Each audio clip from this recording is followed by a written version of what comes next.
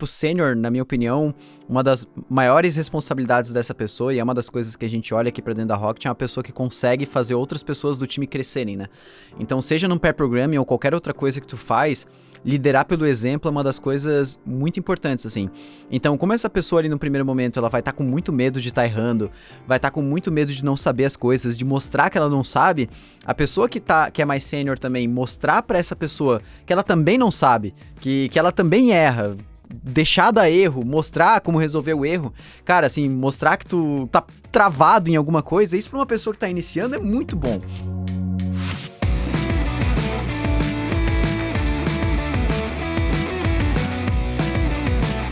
Fala Dev, beleza? Mais um episódio pro Fala Dev aqui no canal da Rocket City, e hoje eu tô aqui com o Vini Estevan, mestre das madeirinhas. Depois ele vai contar aí pra gente nos comentários, pra quem tiver interesse, o que é essa piada interna, e com o Matheus Rosa também, pra gente conversar sobre um assunto que, cara, assim, principalmente depois que começou toda essa questão de trabalho remoto, eu particularmente venho fazendo bem mais, que é pair programming, né? E eu acho que eu venho fazendo bem mais, talvez pela falta que a gente tem de estar em conexão, de estar ali no áudio, no vídeo a todo momento, conversando com as pessoas. Cara, assim, vai ser um papo massa pra caramba, mas antes de mais nada, claro, eu quero que vocês se apresentem e falem um pouquinho de o que vocês fazem hoje, contar um pouquinho da carreira de vocês de uma maneira breve também, né?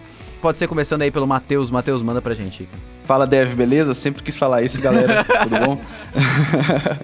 Galera, eu sou o Matheus Rosa, como o Diegão falou aí. Hoje eu tô como engenheiro de software na TakeBlip, já tem 3 anos que eu tô na empresa, né? Já trabalhei aí com desenvolvimento de chatbots, que é a nossa especialidade. Trabalhei com desenvolvimento de APIs aí, principalmente utilizando .NET, mas também já utilizei aí Node, por exemplo, Python.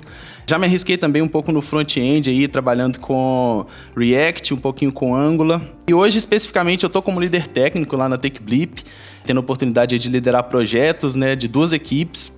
E quero agradecer aí a Rocket City pela oportunidade de estar aqui com vocês, representando a TakeBlip. Normalmente estou do outro lado vendo vídeo, estava falando ali com o Diegão também, com o Vinícius. E é isso, espero trocar experiências legais aqui hoje, galera.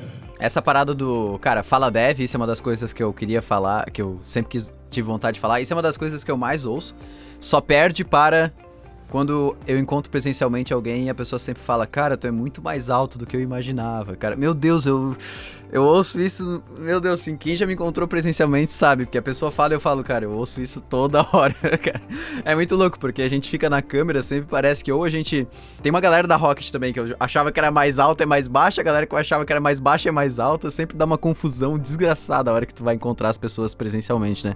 Inclusive, saudade de encontrar as pessoas presencialmente, né, cara? Mas, cara, Vini, se apresenta aí, cara, fala pra gente o que tu faz hoje, e tu prefere que eu te chame de Vini mesmo, ou de algum dos teus 5, 6, 7 apelidos que tu tem dentro da Rocket, cara? Pode ser Vini mesmo. Fala Dev, só pra não perder o costume aí. Bom, hoje eu sou desenvolvedor de software aqui na Rocket City. Eu já trabalhei com várias linguagens, desde Node, Java, Golang, etc. Mas a parte que eu mais gosto realmente é Node.js. Hoje eu tô participando aqui da construção dos novos serviços da Rocket City, bem ativamente, junto com o Diego e com alguns outros devs aqui dentro da Rocket, a Mika, o Igor, etc. E minha trajetória é basicamente essa. Já trabalhei em algumas startups, enfim. E mora em Tubarão. E é isso aí. Mora em Tubarão. Poxa, cara. Eu passei em Tubarão outro dia, a gasolina aí baratinha. Baratinha, né? Tipo, a galera encontra a gasolina a R$6 já, porra, barato pra caramba, cara, né? Pois é. Cara, vamos lá. Galera, bom, a gente se reuniu aqui hoje pra falar de algo que muita gente talvez faça de uma maneira, às vezes, não tão... com tanta metodologia, talvez, e às vezes não sabe o que tá fazendo. Muito no início da carreira, eu lembro que quando eu comecei a estagiar, quando eu tava no curso técnico, eu lembro que isso é uma das coisas que eu fazia muito, assim. E mesmo sem existir um nome, né, uma buzzword pra isso, eu lembro que era uma das coisas que me ajudava muito a conseguir compreender o código, que é pair programming, né? E aí eu queria, basicamente, entender de vocês o que vocês entendem que é pair programming. O que é pair programming para vocês? A partir de que nível se caracteriza pair programming? É uma pessoa compartilhando a tela e a outra ajudando? O que entra para vocês? O que significa pair programming? Tem a definição, né, mais formalzona, né? Ter a compartilhamento de tela lá com o piloto, né? Fazendo a parte do código, digitando, e a gente tem o copiloto ali observando e guiando também ali, tanto na correção dos erros quanto nas sugestões. Mas eu acho que, assim, igual você falou aí, ô Diegão, se você já tá compartilhando tela e tem alguém ali ao seu lado, né, te ajudando de alguma forma, eu acredito que já é um pair programming. E inclusive acho, assim, muito doido tá fazendo pair programming desde da faculdade, assim, fazia muita maratona de programação na época e era uma das formas, assim, de resolver um problema mais difícil, de né, buscar soluções ali diferentes, né, de deixar o código um pouquinho mais bem escrito, enfim. Acho que é mais isso, né? Resumindo assim, em poucas palavras, seria mais nesse sentido o pair programming. E é muito louco, eu acho que a gente pode trazer também coisas que não são pair programming, né? Porque uma das coisas que dá pra dizer que não é pair programming é também só uma pessoa compartilhando a tela e só a outra falando o que ela deve escrever, né? É muito mais fácil a pessoa pegar, baixar o código, fazer uma PR logo e mandar lá pra dentro, né? Então, assim, quero ouvir a opinião do Vini também, mas o pair programming, ele é muito um processo, não necessariamente de duas pessoas escreverem código ao mesmo tempo, né? Mas é um processo de discussão, um processo de as duas pessoas entender o propósito, o que elas estão criando, e uma pessoa conseguir contribuir com a outra pra encontrar a solução, né? É diferente de necessariamente, tipo, cara, eu sei o que fazer, e esquece, não me atrapalha, deixa eu escrever, testo, não deu, putz, não deu, agora outra pessoa tenta, né? Vini, o que é pra ti pair programming, cara? Eu acho que vem muito daquele... Eu acho que todo mundo já ouviu essa frase, né? Que duas cabeças pensam melhor que uma sozinha. Que dá pra levar um pouco disso aí. Eu acho que o pair programming, ele vem muito pra tornar mais efetivo o tempo das pessoas, acredito eu. E também tornar mais produtivo, eu diria. Não necessariamente efetivo, porque... você discutir com outra pessoa, você pensar em diferentes approaches para a resolução de problema junto com outra pessoa é sempre muito mais produtivo. Então, eu acho que o pair programming meio que tem como premissa isso. Tem várias formas de fazer pair programming, né? Desde compartilhar tela até no mundo presencial, sentado no mesmo computador e etc. Ou até em hackathons, que rola muito, todo mundo numa mesa olhando para a mesma telinha do notebook, que é uma experiência que, inclusive, eu tenho muita saudade de passar. Não seja por isso, cara. É só tu abrir a Twitch aí, enquanto tu tá codando os códigos da Rocket aí, que tu vai ter mais ou menos a mesma sensação, cara. É verdade. É mais ou menos por aí. Boa, cara. E vocês estipulam alguma regra de quando vocês recorrem a pair programming? Ou isso é tipo, cara, assim, deu na telha, acontece? Como é que vocês colocam isso na rotina diária de trabalhos? Pessoalmente, assim, eu costumo muito buscar em problemas mais difíceis. Já vi, por exemplo, galera que usa a rodo ali o Extreme Programming mesmo, arrisca, né? E aí coda o dia inteiro em pair programming. Mas eu prefiro buscar nesses cenários assim, um problema mais difícil que eu preciso resolver. E aí eu busco alguém que tenha uma experiência com algo que eu não estou dominando, né? Um exemplo aqui, uma vez eu estava desenvolvendo uma API que ela precisava fazer um deploy lá no Kubernetes. Então tinha algumas coisas ali de Kubernetes que eu não conhecia, peguei um cara ali do SRE da empresa, a gente reuniu ali vários dias de manhã, fizemos ali 2 horas de pair programming ali toda manhã, porque a gente tinha outras tarefas também, né? E aí no fim da semana a gente conseguiu render muito mais do que eu renderia sozinho, se eu tivesse que aprender ali sobre Kubernetes ao mesmo tempo que eu estava tendo que desenvolver. Então eu pude aprender, né, com o que ele estava passando, mas foi mais produtivo que eu consegui focar no código ali também. Eu acho que, assim, eu concordo com esse lado de a gente não ter que ter o dia inteiro de fazendo pair programming, até porque é muito cansativo fazer pair programming, tipo, cansa muito mais do que você codar sozinho. E geralmente a minha abordagem para esse tipo de situação, para puxar alguém para fazer pair programming ou para estar aberto para fazer pair programming com alguém, em 2 situações. Ou em mentoria, tanto eu tentando mentorar alguém, quanto a pessoa tentando me mentorar, quanto também em decisões que são mais subjetivas. Seja coisas que são tipo mais padrões de arquitetura, coisas que não são necessariamente tão técnicas, que vão muito mais da forma como abordar o problema e não tanto como implementar. Acho que o pair programming ajuda muito assim no meu dia a dia. Principalmente, aliás, nesse momento que a gente tá passando agora na Rocket, tipo, tá rolando muito pair programming aqui entre eu e a Mika, e a gente tá fazendo tipo alguns períodos faz pair programming ali, às vezes durante a manhã, às vezes durante a tarde, depois separa as tarefas, a partir daqui cada um faz alguma coisa. Até porque também o dia a dia de um programador não é só codar, né? A gente tem reuniões, tem que checar e-mail, tem que ver o board, atualizar, senão o Diego briga. Mas eu vou falar, vou fazer o quê? Se a galera deixa a task pra sempre lá no Ready to Dev lá e nunca move nem pra code, nem pra stage. Quer dizer, pra stage move sozinho, né? Mas pra coding principalmente, aí é complexo, né? Mas... Já vai de to-do pra Doni lá. Exatamente, direto. cara, galera. Se não fosse os hooks do GitHub pra automatizar, pelo menos colocar pra review, staging, cara, a gente tava quebrado, velho. Ah, então tem uma automação, tá? Doido demais. Mas, cara, isso aí que o Vini falou é massa, cara, porque por mais que pair programming faça sentido em diversos casos, talvez se a gente for pensar um pouco das desvantagens de pair programming em si, no momento que tu tá implementando e tu sabe o que tu precisa fazer, pair programming é totalmente inútil, né? Então mesmo que a pessoa esteja te assistindo ali, ela dificilmente tá aprendendo alguma coisa, porque quando a gente tá concentrado, a gente tá codando sem parar. Então, com certeza, seguir a risca, ficar em pair programming toda hora é algo que não faz muito sentido. Mas tem outros momentos que, cara, com certeza pair programming traz mais produtividade.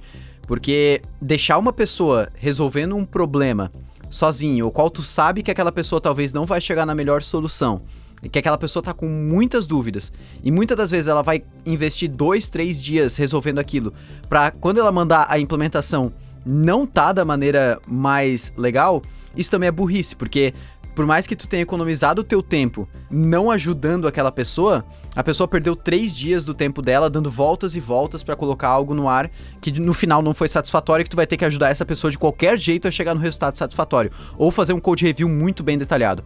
Eu acho que um ponto a se trazer, e foi massa o Vini ter levantado, é aplicar pair programming principalmente nessas etapas de descoberta, e eu vejo, cara, assim, alguns cenários muito legais, assim, início de projeto é uma das coisas que, cara, na maioria das vezes, quando o projeto tá iniciando, que não é a grande maioria das vezes porque é difícil as empresas terem novos projetos iniciando, né, mas quando tem um novo projeto iniciando, a gente sempre quer cuidar para fazer as coisas da melhor forma, né, então, principalmente nesses momentos, assim, é super importante a gente ter que as pessoas se reúnam, né, para conseguir tomar as decisões, para não sair uma pessoa atirando para cada lado e depois as coisas não se unirem mais, né, isso é uma das coisas muito importantes.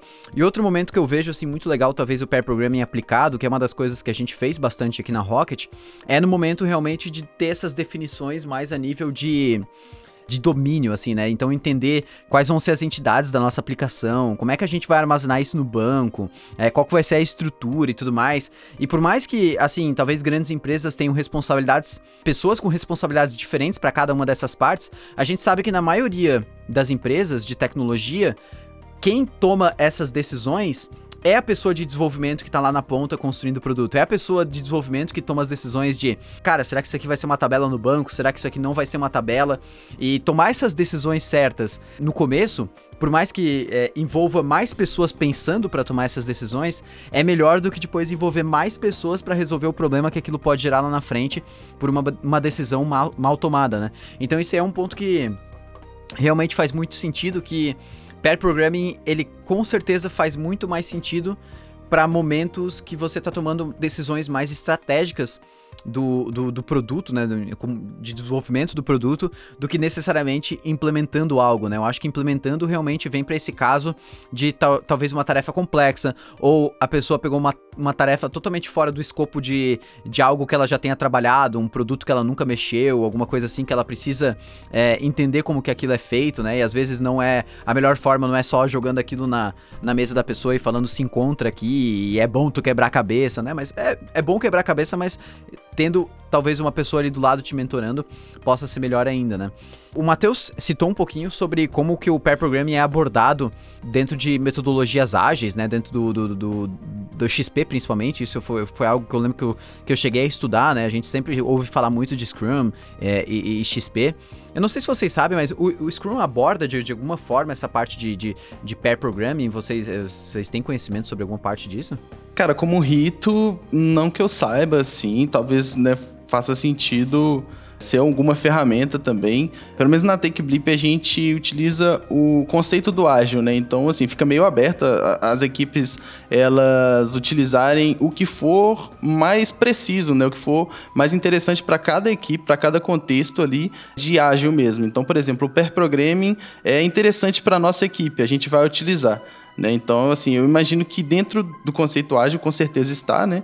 Mas no conceito do Scrum, eu realmente acredito que não. Mais puxando para essa parte de levar a pair programming para algo como uma metodologia, como vocês até tinham puxado, existem talvez algumas regrinhas, né? E algumas delas realmente fazem sentido, algumas não.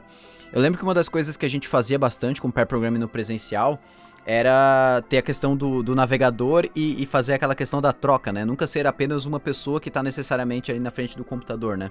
Vocês chegam a fazer isso ou geralmente não? É uma pessoa que fica até o final do desenvolvimento daquela funcionalidade, daquela task em si e depois vê, por exemplo, para outra tarefa ser outra pessoa? Como é que vocês abordam isso necessariamente? Eu acho uma prática legal, Diegão. Apesar da gente não fazer na TakeBlip, eu costumava fazer, por exemplo, como eu citei aí nas maratonas de programação, começava a programar ali um algoritmo e a gente fazia a troca ali com uma outra parte do algoritmo. Às vezes a pessoa ela tinha mais domínio, né? Às vezes eram algoritmos grandes. Mas hoje, no dia a dia, a gente não faz. O que a gente costuma fazer é, por exemplo, até pensando no que o Vini falou aí da gente pegar contexto, né, de você passar conhecimento, se uma pessoa ela tem mais conhecimento, normalmente ela fica como copiloto, né, e aí a outra pessoa, né, que está adquirindo conhecimento, ela vai de fato ali para a prática, para codificar, botar a mão na massa e vice-versa, né, se por exemplo eu preciso ensinar, eu sei que eu preciso ensinar, eu fico ali como copiloto. Eu acho que é bem maneiro essa abordagem de ter a pessoa que tem mais conhecimento, assim, mais domínio naquele assunto, tá como copiloto.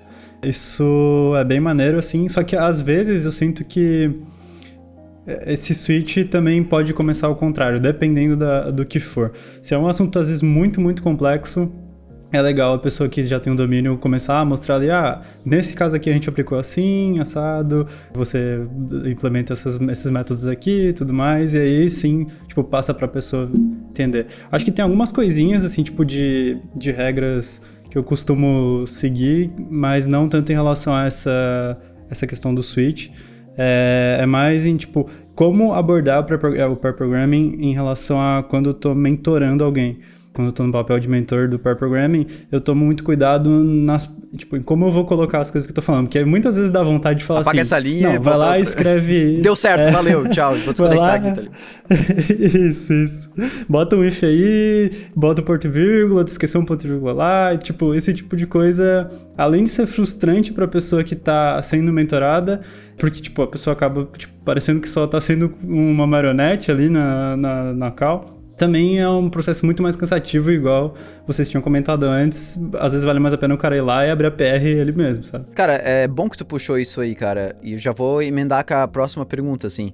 O que vocês olham durante um pair programming? São as mesmas coisas que vocês olhariam num code review da vida? Ou não? São coisas diferentes? O que geralmente chama atenção na hora do código? Se são padrões, decisões, ou até vocês, às vezes, em pair programming, deixa a coisa passar porque não é tão interessante falar nesse momento, lá no review depois a gente discute. Qual que é geralmente, assim, a linha de raciocínio de vocês na hora de estar levando os feedbacks para dentro do pair programming? No pair programming, a gente consegue ir mais a fundo do que no code review. Pelo menos, assim, no meu dia a dia, o code review, ele precisa ser um pouco mais rápido ali, principalmente porque das duas equipes eu sou responsável pelos code reviews e também tento fazer o code review de outras equipes, né? E aí isso normalmente é rápido, você fica um pouco mais superficial. No pair programming não, a gente tá ali com a mão na massa, né? Então se a gente precisa fazer uma mudança, se a gente tem uma sugestão, igual você falou aí, de padrão de projeto, de algum outro padrão ali que se encaixa melhor naquele problema, a gente tá ali e faz na hora, né? Acho que é mais eficiente até porque a gente também tem certeza que vai ser implementado. Né? No Code Review eu posso dar a sugestão, mas né, não necessariamente se eu não der um bloco lá pro cara completar o PR dele, ele vai estar fazendo. O que tem acontecido muito aqui na Rocket recentemente é que a gente precisa validar as coisas com mais programadores, às vezes é necessário, tipo, às vezes validar com o Diego, às vezes chamar o Igor para alguma validação. E esse tipo de coisa, muitas vezes a gente acaba deixando para depois do pair programming, na própria review, mas a maioria das vezes acaba entrando tipo, muito a fundo no pair programming e vai desde a da questão do padrão do projeto até, enfim, funcionalidade, será que tu deveria estar testando isso, e etc, assim, coisas mais específicas. Tem até uma questão, só complementando o que o Vini falou, que a gente faz, antes do pull request, não sei se vocês utilizam também, mas é uma ferramenta também acho que do Scrum, que é o Desk Check. E aí a gente meio que especializou ele em código, né? O Desk Check ele é para a história como um todo, a gente especializou ele ali na parte de código, o cara compartilha ali o que ele fez, né? Explica passo a passo, debuga se possível, faz um teste fim a fim também na implementação dele, e aí isso é feito antes e com sugestões. Então quando sobe ali pro pull request, normalmente já algumas coisas já foram melhoradas também. Essa questão do pull request, do code review é complexo, porque às vezes, quando chega já no code review, às vezes tu até quer fazer um review de alguma coisa específica, mas tu vê que a pessoa ela foi um caminho tão longo por aquele lado, né? Às vezes é complexo voltar atrás, né? E às vezes até dá, mas não vai bater com o tempo de entrega e tudo mais. Então, às vezes, realmente, deixar tudo pra chegar no code review pra tomar as decisões se foi pelo caminho certo ou não é complexo, porque às vezes não dá tempo de voltar atrás, né? Então, por isso que às vezes, como eu falei antes, investir um pouquinho mais de tempo tomando boas decisões no começo do projeto, criando bons padrões e criando alicerces fortes para segurar o que vem pela frente é realmente um caso bem legal, assim. Eu acho que uma das outras coisas que eu vejo que pra mim, eu acho que talvez não necessariamente pra todas as outras pessoas funciona, e vocês podem falar um pouco também, é que pair programming me ajuda a eu não me distrair tão facilmente, assim. Eu sou um cara muito... O Maicon sempre fala, né? Diego, tem TDAH, né? Sempre, cara, o Maicon, assim, ele diagnostica as pessoas sempre, né? Cara, assim, eu me distraio muito fácil. Posso tentar fazer os maiores pomodoros da minha vida. Cara, assim, dá 5 segundos, eu olho pra minha tela, eu não sei por que carambas eu abri o Twitter, assim. Daí eu fecho, cara, por que eu abri o Twitter, né? E quando eu tô numa chamada com alguém, ou eu tô resolvendo um problema complexo com alguém ali me acompanhando, ou até eu tô acompanhando alguém na resolução de algo, na construção de algo, cara, dificilmente eu vejo que eu me desconecto daquilo. Que eu vou pra outro lugar, que eu vou resolver outra coisa. Porque tirando isso no meu dia, assim, sempre tem aqueles pontos que, cara, tu tá ali no meio de uma task e daqui a pouco tu vê tu tá fazendo outra coisa, daqui a pouco tu vê tu tá fazendo outra coisa, daí, não, mas eu devia ter terminado aquela coisa antes. Pra vocês acontece a mesma coisa também? E em pair programming isso diminui um pouco? Como é que vocês se sentem em relação a isso? Cara, você tocou num ponto, assim, que do jeito que você falou, eu me senti, assim, no meu dia a dia, né? Principalmente no home office. Depois que começou o home office, acho que, assim, as agendas de todo mundo aumentou exponencialmente. E aí, se a gente não toma cuidado, a gente não coda. Por exemplo, se eu for ficar só olhando ali pro chat do lado da tela aqui, na outra tela, eu vou ficar o dia inteiro respondendo o chat e não vou codar. Então um exemplo até recente, se não me engano, ontem ou antes de ontem, precisava terminar uma API para um teste, né, de uma integração com o WhatsApp. O que eu sempre faço nesses momentos, né, fechar o chat, né, e foi em pair programming, aliás, eu que estava compartilhando a tela nesse caso, e aí comecei lá a codificar sem o chat, rendeu, tipo, em praticamente 2 manhãs a gente finalizou o que tinha que ser finalizado. Se eu manter o chat ali aberto, né, sem ser em pair programming, por exemplo, por minha conta, provavelmente eu ia ter demorado 1 semana para ter finalizado a task, porque eu ia distrair, igual você falou, eu ia começar a responder o chat, ia pegar um outro problema que estava acontecendo, porque o pessoal acionou ali. Enfim, eu gosto muito do pair programming assim também para focar. Sim, eu acho que é importante até quando você está em pair programming tomar cuidado também para não se distrair durante o processo, né? Porque às vezes aquela mensagenzinha ela é tão atrativa para você ir lá responder na hora, mas tipo, no fundo você não precisava estar respondendo aquilo naquela hora. Você pode dar uma pausa daqui tipo uns 15 minutos e ir lá responder, porque isso pode tornar esse processo todo de pair programming muito desengajado, assim, de ambas as partes. E aí, tipo, acaba perdendo todos os benefícios que você tava ganhando, você agora tá, tipo, até piorando o resultado. Porque eu acho que, assim, pair programming é uma parada que tá muito conectada com a cultura do time de desenvolvimento, assim, né? Pelo menos aqui na Rocket é algo que nasceu meio orgânico. Eu sei que tem empresas que fazem uma parada, tipo assim, sexta-feira, de certo período, todo mundo faz um pair programming, uma parada assim. Eu não sei se é a melhor forma de abordar, na verdade eu nunca testei. O que eu fiz sempre foi realmente, assim, ser muito orgânico. Como o Vini falou, assim, se as pessoas perceberem que é algo que não rende, que não ajuda, tipo, tô fazendo pair programming com uma pessoa que, cara, praticamente não muda nada ela estar ali ou não, ou que leva isso pro lado ruim, né? Dificilmente aquilo vai se perpetuar na cultura da empresa, né? Então, e é uma das coisas também que ajuda muito na cultura técnica do time na parte de compartilhamento de conhecimento, porque pair programming provavelmente é uma das fontes mais íntegras de acesso ao conhecimento entre uma pessoa do time e outra, né? A pessoa vai poder ter um tempo ali para conversar diretamente com outra pessoa que já participou do desenvolvimento daquilo antes, tem talvez um pouco mais para agregar, ou mesmo que não tenha participado, já teve outras experiências e vai conseguir compartilhar aquilo de uma forma diferente, né? Mas eu queria que o Vini contasse pra gente um pouco, cara, ele que participou da construção, que tá participando da construção desses serviços, desses novos serviços aí da Rocket, cara. Quais foram os momentos que tu percebeu que pair programming trouxe mais benefícios e como que tu controla a rotina, assim, e o Matheus também, assim, como que vocês controlam a rotina de vocês, assim, se vocês tentam estipular com o time ou internamente um mínimo de tempo para vocês estarem em call, ou se vocês realmente fazem esse processo bem orgânico, como é que vocês controlam esse processo de rotina, assim? Da minha parte, assim, é bem orgânico, assim, todo o processo desde do início de todo esse movimento aqui da Rocket de construir os novos serviços, que eu tô participando de uma forma bem mais ativa, tudo foi muito orgânico, assim. Desde o começo a gente sabia que o pair programming ia ser muito valioso para manter os padrões de projeto desde o começo. E conforme as coisas foram começando a caminhar, o conhecimento começou a ser passado das decisões que tinham sido tomadas no início, cada vez menos foi se tornando necessário o pair programming e foi se tornando mais uma ferramenta para agregar no resultado. Porque no começo realmente era algo que, assim, se a gente não fizesse, tinha muita chance de todo o resultado ser prejudicado. Mas a partir de um dado momento, começou a ser um processo de agregar mesmo valor. Sobre horários, esse tipo de coisa, a gente nunca chegou a combinar um horário, nem nada do tipo para fazer pair programming, pelo menos no time que eu tô participando. Foi tudo muito orgânico, assim. Inclusive, algo que eu não sei se encaixa como pair programming, algumas validações assíncronas que, tipo, rolam o tempo inteiro, assim. A gente tem um grupo ali de todo mundo que tá participando desses serviços de back-end e todo momento a gente fica mandando perguntas. Esse código aqui tem alguma forma melhor de fazer? Será que vocês acham que eu deveria criar um método diferente, etc. Isso também eu acho que dá para se encaixar como uma espécie muito diferente de pair programming, porque é um tipo de validação, né? Mesmo que seja assíncrona. Seria no presencial o famoso toquinho no ombro e fala, dá uma olhada aqui no meu código para ver se tá da melhor forma, né? Quem nunca? Eu já fiz isso pelo menos umas 1.500 vezes. Matheus, e como é que vocês se organizam aí, cara? Tu geralmente faz pair programming, assim, com uma pessoa específica, com várias pessoas? Como é que tu vai tomando essas decisões, assim, no teu dia a dia? Cara, no dia a dia, assim, as equipes, elas já ficam em call nas salas. A gente tem uma plataformazinha que a gente criou, e essa plataforma tem lá as salas de cada equipe, né? Então fica todo mundo em call, não necessariamente compartilhando tela, né?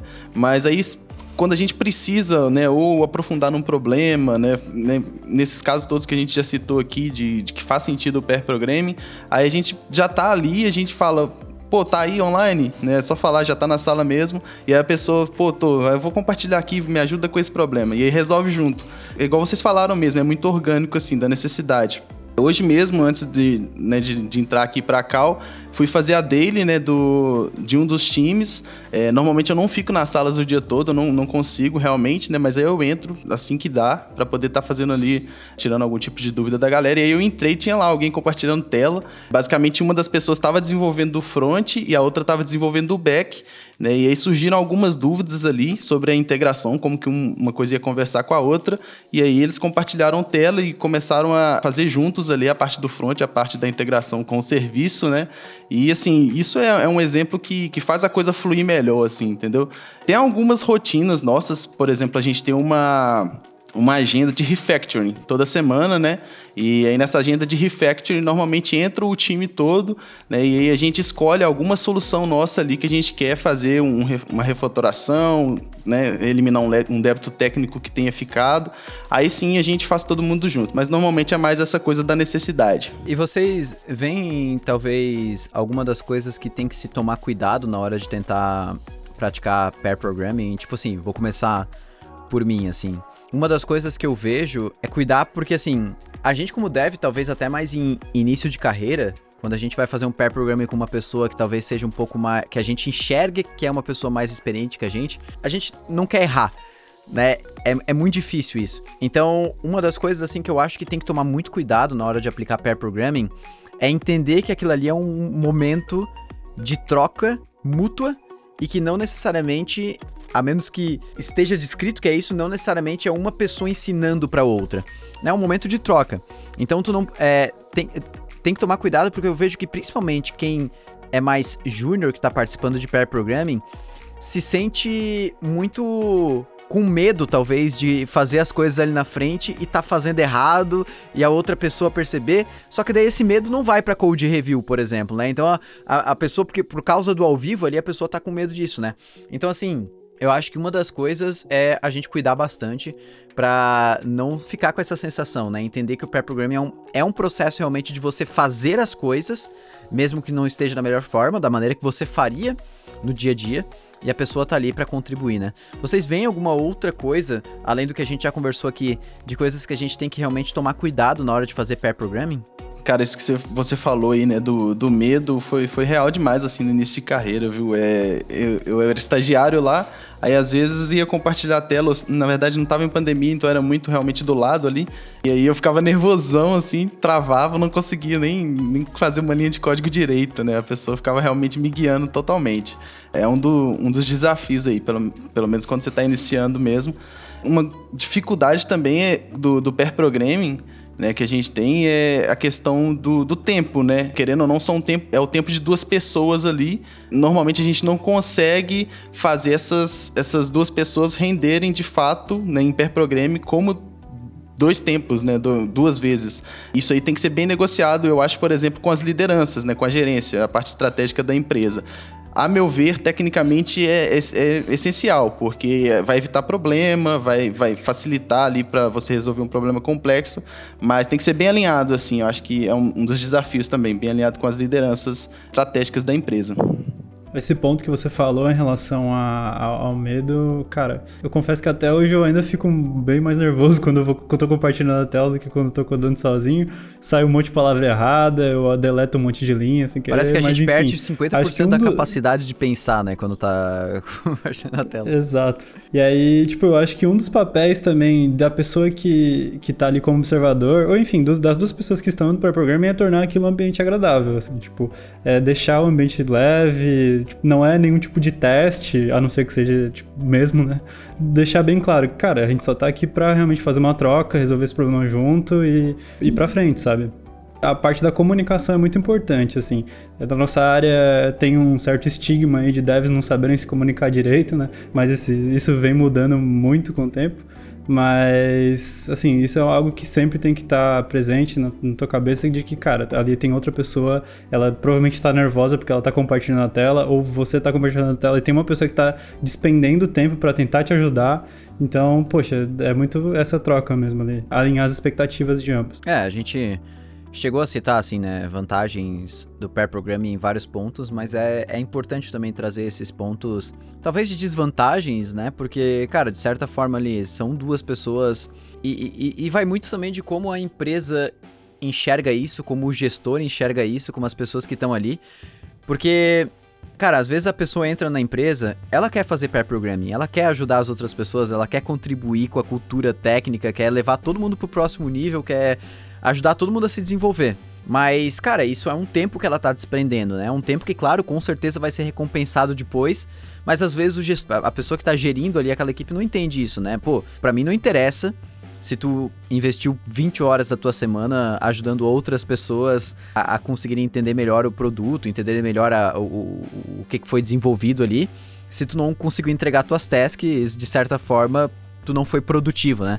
Então é muito, muito difícil a gente enxergar pair programming só mil maravilhas falando da visão necessariamente dev, né? Mas quando a gente leva pra parte empresarial, né? A gente vê toda essa questão que o Matheus trouxe do custo, né? Então, a empresa começa a ter que enxergar o quanto do pair programming é válido para conseguir manobrar, digamos, produtividade com investimento de tempo de 2 pessoas. E aí já entra nessa questão que eu falei da pessoa conseguir também balancear isso com as coisas que ela precisa desenvolver, né? Senão a pessoa também não consegue ficar parada, né? Porque, tipo assim, é muito ruim também, na minha opinião, a pessoa estar sempre disponível, né? Isso é uma das coisas que é complexo também, porque se a qualquer momento do dia eu posso parar o Vini e falar, cara, para o que tu tá fazendo e vem me ajudar no que eu tô precisando fazer, vem me ajudar a resolver um problema, também é complexo, né? É ruim, porque daí o Vini nunca vai conseguir chegar no final do desenvolvimento do que ele tá fazendo, ou vai perder a linha de raciocínio várias vezes. E ao mesmo tempo é ruim ter um horário fixo para pair programming, porque a gente não sabe quando que as coisas vão surgir, quando que as coisas vão aparecer pra gente estar resolvendo, né? Então é muito difícil e pode ser uma desvantagem, principalmente se teu time não tiver essa cultura de compartilhamento de conhecimento, se não tiver uma gestão que consiga entender isso e aplicar isso da melhor forma. É muito ruim pro teu time conseguir se organizar para aplicar pair programming de uma maneira que realmente seja produtiva e que traga benefícios pros 2 lados, né? Tanto pra pessoa que tá sendo ajudada, tanto pra pessoa que tá ajudando e tanto pra empresa também que tá lá, né? E aí, puxando talvez pra uma parte mais prática, como é que vocês aplicam pair programming na prática?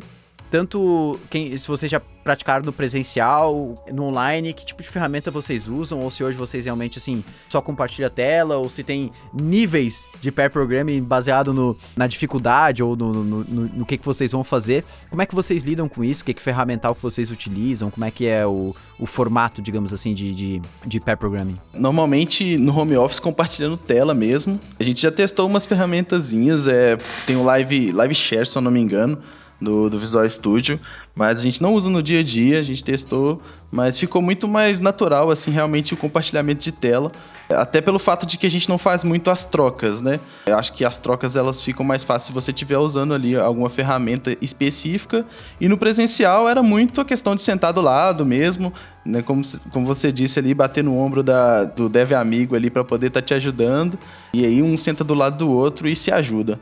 Hoje a gente não usa com muito segredo assim, não.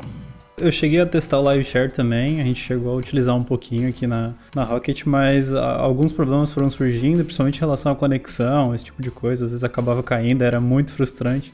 Também tem esse fator de que muitas vezes só compartilhar a tela ali era o suficiente, não ia ganhar muita velocidade por estar no Live Share ou não, porque tu ia ter que estar explicando também, né, o que você está fazendo. Cara, essas são as ferramentas assim, que eu mais utilizo, eu acho que o próprio Discord ali para compartilhar a tela, né, que é a ferramenta que a gente utiliza aqui para se comunicar na Rocket. Quando era presencial, acho que especificamente em hackathons, porque assim, o hackathon tem aquela questão da emoção, né? Era muito de, cara, não tá compilando, começa a socar a mesa, aí alguém vem, calma, cara, calma, aí vai lá e ajuda e tal, senta do lado, dá um toque. Todo mundo se acalma, tipo, até nos hackathons tem um pouco da questão emocional aí do pair programming. Boa. A ferramenta em si, na verdade, talvez ela não seja o ponto principal, né? Eu acho que o ponto principal realmente é como que tu aplica isso, mas o VS Code Live Share, ele é incrível, ele já teve uns momentos que ele dava mais bugs, hoje em dia ele tá muito mais estável, assim. Tinha uma época que dava muito bug das pessoas se desconectarem e acabar atrapalhando muito mais o pair programming do que ajudar. É claro que pair programming, tipo assim, presencial é imbatível, né? É bom demais fazer, mas tem aquela coisa também do que eu falei antes, de o presencial ser muito mais fácil tu cutucar o ombro da pessoa, ela perder a concentração toda e parar pra te ajudar, né? E é muito comum isso acontecer no presencial e... Por mais que as trocas talvez sejam boas naquele momento, talvez pensando a médio ou longo prazo, assim, não seja tão bom isso, porque, né, a gente acaba tirando totalmente a atenção de outra pessoa. Existe um outro software que eu tava vendo um tempo atrás, que ele se chama Tuple, né, ou Tuple, não sei exatamente como é que se fala, mas Tuple, que ele é um software basicamente especializado em pair programming. E eles são um software que hoje funciona basicamente só para Mac, mas eu comecei a olhar mais por causa que eles anunciaram lá que estavam desenvolvendo um client para Linux, e aí começou a me chamar um pouco mais a atenção, porque, cara, assim, necessitar que todo mundo tenha Mac necessariamente para fazer pair programming é uma sacanagem, né? Mas é um software massa também, porque uma das coisas que o LiveShare resolve bem é essa questão de, tipo assim, não ter acesso somente ao código da pessoa, né? Ter acesso ao terminal, ter acesso às portas que estão sendo compartilhadas, né? E o Tuple, ele ainda acaba levando isso pro próximo nível, tu tem acesso a muito mais coisas na máquina da pessoa, então é massa também, assim. Cara, assim, dando um geralzão de tudo que a gente conversou aqui, eu consegui entender que pair programming ajuda em várias coisas, assim, né? Tipo, dá pra citar um dos problemas, assim, que eu acho que a gente falou bastante, é custo de regressão, né? Custo de voltar atrás com decisões que deveriam ter sido tomadas antes. Isso é uma das coisas que eu sinto muito que pair programming ajuda demais, e que as pessoas só param pra perceber isso no momento que chega aquela PR e ela olha, meu caramba, né? Vamos ter que voltar aqui atrás, tipo, a pessoa vai ficar putaça comigo, né? Porque eu vou dar um code review aqui que a gente vai ter que voltar atrás de várias coisas. Se a gente tivesse sentado e talvez criado a base juntos daquilo pra depois a pessoa conseguir caminhar sozinha, poderia ser uma experiência melhor, né? Então, cara, custo de regressão, evitar bugs desnecessários, né? Eu acho que isso vai muito pra code review também, e não é necessariamente aquele bug que não é coberto por um teste, né? É aquele bug que a pessoa, cara, só não percebeu, né? A pessoa tá tão concentrada ali, às vezes, em desenvolver uma feature, que o bug não necessariamente é algo quebrado. É só, talvez, a feature implementada de uma maneira não consistente com o que ela precisa entregar no fim das contas, né? Eu acho que um outro ponto também que aqui na Rocket, que foi muito importante pra gente aqui na questão da Rocket, combater decisões arquiteturais ruins, principalmente no começo, assim, dos projetos, assim. Então é muito importante pra mim, na minha opinião, assim, principalmente quando tu tá nesse momento de começar a definir estruturas novas maneiras de fazer as coisas, assim, que tu faça isso compartilhando com outras pessoas, né? Porque é muito comum as pessoas enxergarem de formas diferentes, maneiras diferentes de resolver as coisas, e é muito importante que vocês estejam muito alinhados, muito alinhadas em qual arquitetura vocês vão seguir, para onde que vocês vão levar aquela aplicação. Então isso é uma das coisas super importantes. E outra coisa é a questão da distração, né? Eu acho que isso é uma das coisas que a gente bateu bastante aqui. Eu praticamente, assim, cara, eu tenho um loop de momentos no meu dia, assim, que eu percebo que, cara, eu não sei porque carambas eu acessei a home do YouTube se eu sei que eu não vou assistir nada, sabe? Mas cara, assim, me dá uns bugs mentais, assim, direto durante o dia, assim. E é muito massa porque eu percebo isso que o Vini falou, de que, cara, quando a gente tá lá num canal, lá no Discord, às vezes conversando sobre alguma coisa, discutindo alguma coisa, dificilmente isso ocorre, assim. É quase impossível eu me desconectar daquilo e abrir alguma aba, abrir algum conteúdo pra consumir, alguma coisa assim, né? Porque eu tô muito concentrado no que a gente tá fazendo, assim.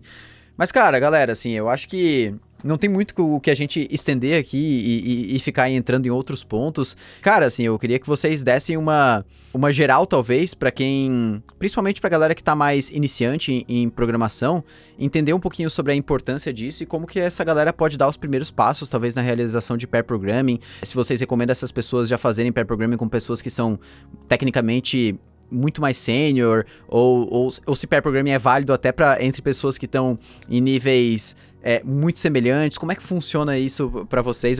Seria muito massa vocês darem essas dicas finais aí. Cara, eu acho que funciona demais também se tiver níveis pareados, assim, o pessoal ali já vai conseguir fluir bem com a solução, principalmente se os dois já tiverem contexto, né?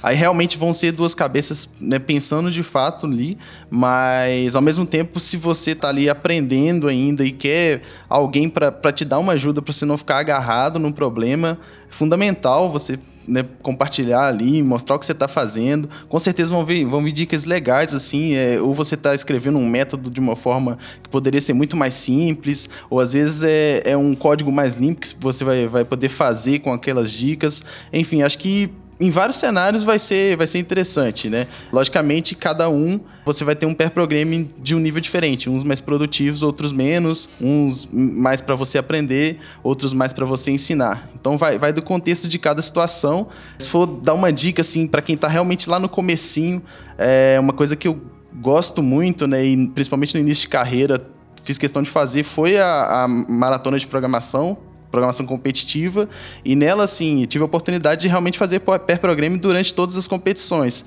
Eram equipes de 3, pelo menos 2 sempre estavam ali fazendo código juntos. Então, se for para dar uma dica master, assim, para quem está realmente começando, faça a maratona de programação, e nela você vai conseguir fazer vários pairs ali para poder botar em prática e aprender junto com outra pessoa. Eu acho que tipo, é super válido o pair programming entre pessoas do mesmo nível, ali, pessoas pareadas. Inclusive, tipo, é muito legal porque as duas pessoas entram em um processo de descoberta junto e, enfim, é uma sensação de conquista muito potencializada, porque são duas pessoas comemorando por uma resolução de um problema e tal, então fica bem maneiro. Se eu tiver, assim, alguma dica ou alguma, assim, uma visão geral sobre o assunto que eu daria para as pessoas tipo, para as pessoas que são mais sênior, estarem abertas pelo menos algum tempo da semana para fazer pair programming, porque além de você ajudar muito a potencializar a evolução de alguém, você também vai estar aprendendo muito, porque o momento ali de pair programming dos dois lados é um momento de aprendizado. Você tá ensinando alguém, você tá aprendendo com certeza, você vai, tipo, passar por algum problema que você não faz ideia do que aconteceu. A pessoa escreveu o código exatamente igual tá na sua máquina, mas não rodou na máquina dela. E aí, tipo, esse tipo de situação vai formando cada vez mais conhecimento dentro das duas pessoas. E para as pessoas que estão mais no início da carreira, eu diria, cara, busquem ajuda, só toma cuidado bastante com essa questão ali de tirar a distração de uma pessoa que às vezes está muito focada na resolução de um problema que pode ser muito importante, tipo, não sai tocando o nome das pessoas direto. E em ambientes assim, com mais interação assíncrona, fica muito mais tranquilo esse tipo de coisa, né? Tipo, você manda uma mensagem e fala, pô, pode me responder na hora que tiver disponível, não precisa ser pra agora, etc. Tipo, acho que essas são as maiores visões que eu tenho, assim, sobre esse assunto. Boa. É até legal que tu tocou nesse ponto de, tipo, dicas pra quem é mais sênior, né? Talvez fazer pair programming. Cara, tem algumas coisas, assim, que vocês já citaram, mas eu acho que vale relembrar. Pro sênior, na minha opinião, uma das maiores responsabilidades dessa pessoa, e é uma das coisas que a gente olha aqui pra dentro da Rocket, é uma pessoa que consegue fazer outras pessoas do time crescerem, né? Então, seja num pair programming ou qualquer outra coisa que tu faz, liderar pelo exemplo é uma das coisas muito importantes, assim.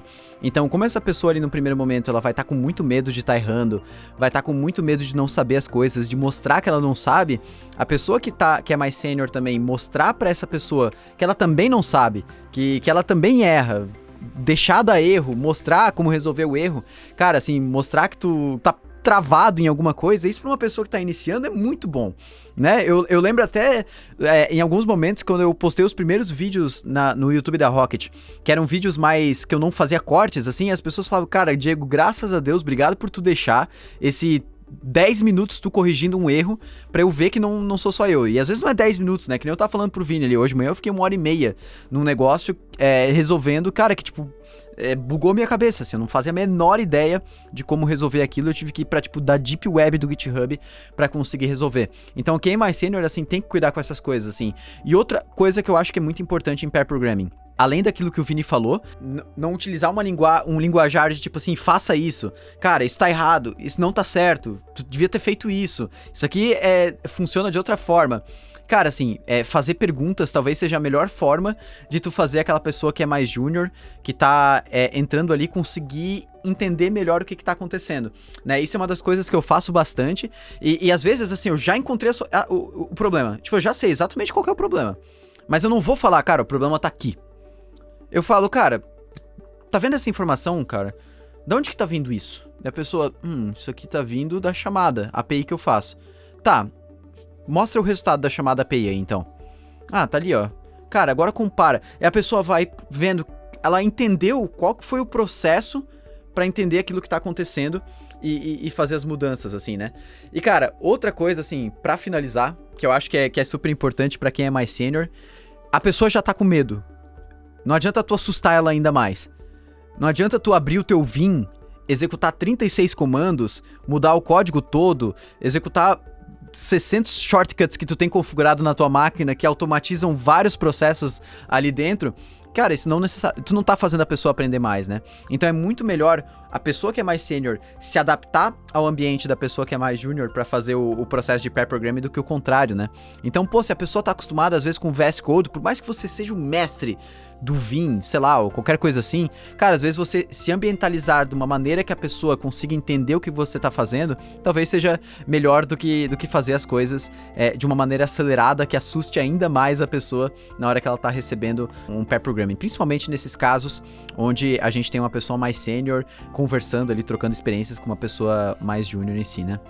Galera, cara, quero agradecer demais a troca de experiência com vocês, agradecer demais o papo. Cara, quero deixar aberto aí, caso vocês queiram deixar alguma rede social, alguma mensagem final, algum lugar onde a galera pode encontrar vocês e chamar vocês para um pair programming. Vai lá. Ô, Diegão, você falou aí, né, sobre a questão da pessoa realmente guiar, ensinar, fazer a pessoa aprender. Acho que isso aí foi sensacional, cara. Quando eu tava aprendendo, eu tive pessoas que me ensinaram dessa forma e foi, assim, um diferencial pra carreira. Então, isso aí foi, acho que muito doido o que você falou. E deixar GitHub aqui, galera, Mateus-Almeida-Rosa. Podem procurar lá, vai ter uma imagenzinha com uns balãozinhos assim, por causa da maratona de programação. E agradecer de novo aí o convite, pessoal, valeu demais. Ansioso já para ver lá o vídeo no YouTube. Espero que tenha conseguido compartilhar, passar para vocês aqui algumas experiências legais aí. E é isso aí. Show de bola. E antes do Vini se despedir, cara, vou até aproveitar da fala do Matheus e tive uma ideia massa aqui. Galera que assistiu até aqui no final, pô, deixa aí nos comentários uma experiência que vocês tiveram com pair programming, ou se vocês aplicam isso no dia a dia, ou talvez uma experiência ruim que vocês tiveram, algo que funcionou, algo que não funcionou, pra gente também trocar essas experiências e quem estiver assistindo poder também ouvir um pouquinho mais de outras pessoas da comunidade. Mas vai lá, Vini, deixa aí tuas redes sociais aí, que eu sei que tu quer ser influencer, né? Já deixa a tua Twitch aí, que eu sei que logo tu vai voltar com as lives também. Primeiro, só agradecer aí pelo papo, né? Obrigado, Diego. Obrigado, Matheus. Foi muito massa. Tipo, aprendi muito, com certeza. Foi um papo bem maneiro. Agradecer também todo mundo que tá assistindo. Bom, eu não sou muito ativo nas redes sociais. Eu tenho um Twitter, ViniciusSteveV1. Tipo, muda o 1 por um 1. Lá eu reclamo um pouco da vida também, mas eu posto principalmente Caramba, coisas... agora que eu vi que faz sentido, cara. Estevoando. É tipo aquele cara do... Tá ligado? O filho da nuvem? No YouTube? Cara, tô ligado, tô ligado. O nome dele é Cloudson. E aí, filho da nuvem. Quando ele me falou isso, eu fiquei... Cara... Pois é, mano. Pô, lá no Twitter eu não sou muito ativo assim, mas eu posto principalmente coisas técnicas. Tem a minha Twitch também. Tava fazendo lives um tempinho atrás aí, live coding, de alguma coisa relacionada às coisas que a gente tava desenvolvendo aqui na Rocket. E também um pouquinho de Rust lá. Cara, eu acho que é isso, assim. Tem meu GitHub também, que é Vinícius Estevam, tudo junto. Meu nome ali. Galera, obrigado de novo. Quem ouviu aí até o final, não esquece de deixar um comentário lá no YouTube. Se alguém estiver ouvindo por outra plataforma, vai lá no YouTube, procura esse podcast, vai lá e deixa o seu comentário falando um pouquinho sobre as suas experiências com pair programming. Eu vou me despedindo por aqui, um grande abraço e valeu!